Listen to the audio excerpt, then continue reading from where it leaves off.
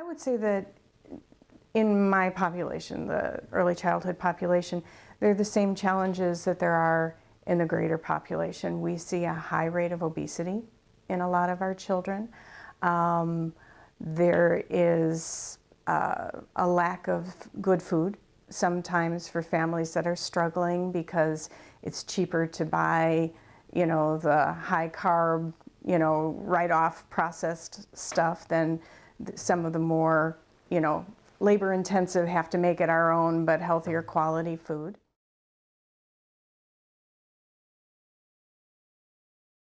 Personal connection is what's drawing that demand. I mean, we can't make you eat what you don't want to eat.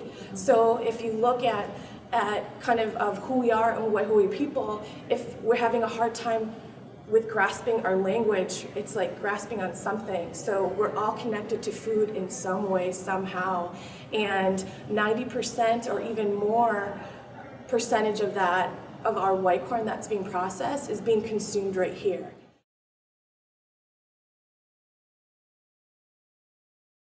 It's a personal passion of mine. I incorporate nutrition, obviously, in the education that I provide, and our community is very rich in that area because we have many different programs that grow the food, harvest the food, package the food, and eventually it's available to community members. I think that is, very beneficial. I attended the Native American Food Summit in Minnesota, and they had talked about the health benefits of Native Americans going back to their indigenous diet to decrease health problems. Makes sense. You're eating fresh game, wild rice, the veggies that are grown and indigenous to you. I don't think we would have problems with obesity, diabetes, asthma. Sometimes they say is triggered by foods. So it just is a very good solution to a lot of our problems in our community. It's been around for a while, but it's slowly growing, and it's a great thing. You can go to the Oneida One Stop, and they have a market area. You can get teas. They have natural supplements, maple syrup, corn soup. These are all indigenous food to us. At the One Stops, you can purchase those. The cannery is where they process the food and package it. So it's an upcoming business, and I think it's going in the right direction, and I always promote it. I teach childbirth education. I'm a certified instructor for that. I teach Lamaze 3 times a year here for the community members, and I incorporate that into my education. We talk about reading labels. Well, it's not going to do any good if they're reading labels of a mac and cheese versus can you afford and do you have access to fresh fruits and veggies, indigenous food. So just at least tapping into that idea and getting that out there, let's go back to what our bodies are used to, and it would omit a lot of health problems.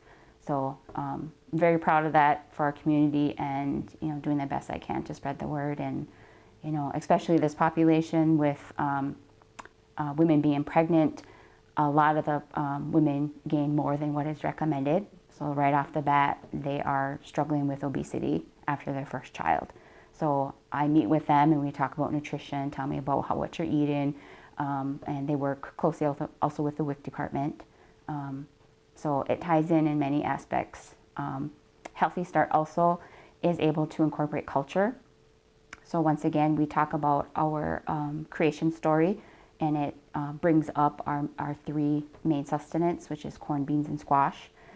So once we bring that in, and a lot of this too is loss of identity. A lot of the clients literally feel lost or empty because they don't have a sense of culture or religion. So if we start with that, and they have been in contact, we're very fortunate again to have that culture component in our community. We have 2 staff members at the they call it Cultural Wellness Center, I believe, and they can teach community members, their clan, the creation story, language, the ceremonies, traditional ceremonies. And then once you start to learn that, you can see how that indigenous food just naturally, just incorporates into your life.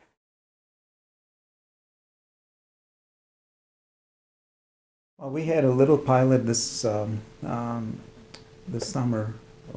with our foods program, and we have a farmers market in Oneida, and that's been in place, I believe, for at least 5+ years, maybe longer.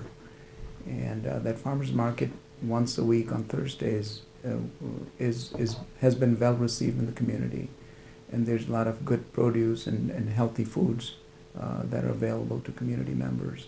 So we had a partnership with the farmers market, the team, the food program, where we piloted kids in our pediatric department that were screened for high risk, and they had metabolic syndrome or were high risk for diabetes, and we actually wrote out a prescription, and that they took that prescription to the farmers market, and they were eligible for free produce, healthy foods. So there's partnerships happening at every level, and our mission really is public health focused and prevention focused. So if we could improve the lifestyles and the eating habits, and our community was more active, we can impact all these chronic illnesses that primarily lifestyle diseases.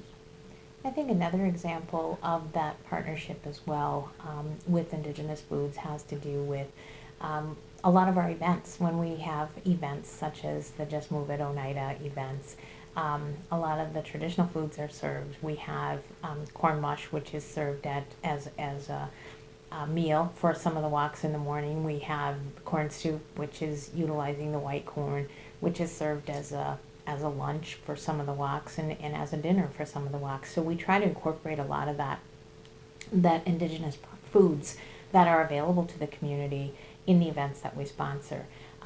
One of the other things that we do with the school system is that we offer the white corn on a monthly basis through the food service program within the school system.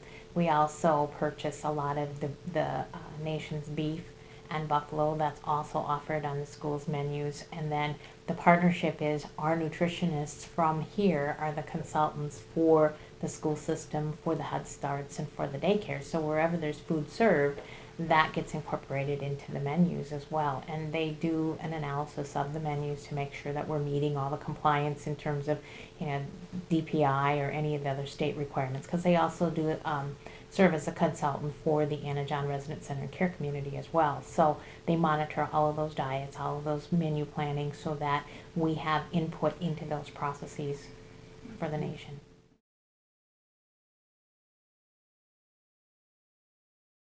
People are already noticing that there have been changes in the food that's available to them. Patterns of migration are different. Where news used to be available and plentiful, today you don't see them as much or at all in some places where they used to be. And so things are definitely changing, and people depend on these food sources to sustain them. Well, there are a lot of people that depend on the land to sustain them. So things like wild rice or venison, especially fish in the Great Lakes region. And when you have industry that is potentially contaminating food sources, be it venison or fish, that can certainly impact people's well-being, not being able to practice those traditional ways of hunting and gathering. And people really depend on that, not only for themselves and their families, but there's a lot of industry wrapped around that as well at the local level. Traditional diet is a healthy diet. These are foods that are nutrient dense, low in fat. Foods like strawberries or hazelnuts or venison, those are all whole, good, slow foods, and to not be able to have access to that anymore, what does that do to a person's health if you're dependent on Western food systems? Eating processed foods that are not traditional, the body's not designed to consume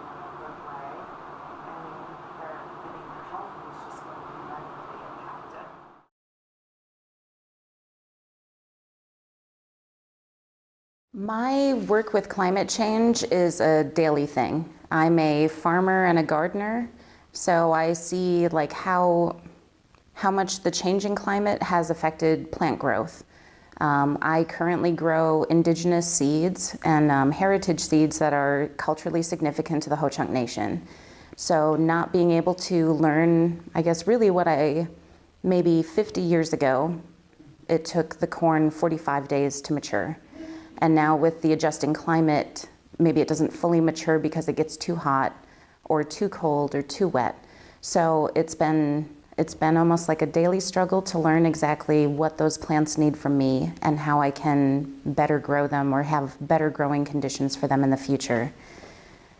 Indirectly, my work with food, it affects everybody within the tribe. If I'm growing culturally significant foods, we need to be able to have that for all of our ceremonies and all of our get-togethers. So being able to provide that food, that's what's important to me, and that's what makes me be more of an advocate for climate change. We've become so disconnected with our food system. You know, like 100 years ago, if you didn't grow it or hunt it, you didn't eat it.